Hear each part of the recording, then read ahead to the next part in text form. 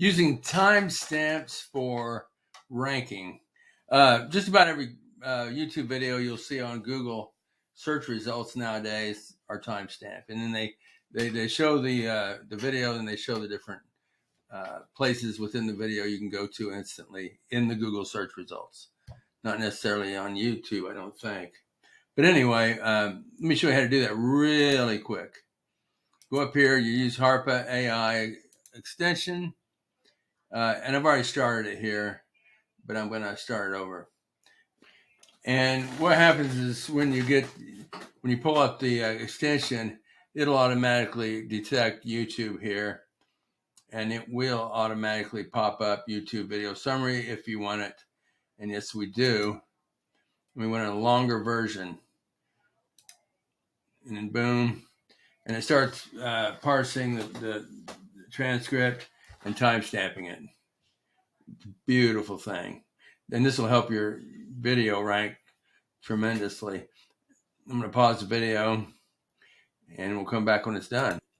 Okay, so I have the summary, timestamp summary. We're going to edit this. We're going here to my description. And I've already had AI do a summary of this subject here down lower, but let's paste that in there. Now we have a timestamp right there for a video. Hit save.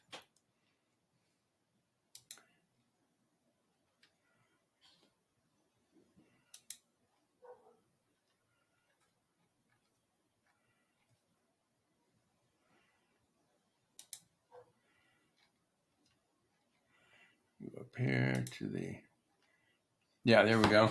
Go up here to the description. Look at that. It's a beautiful thing. It's even got emojis, and Google can read emojis. Wow. I know they work, so. Yeah, bingo.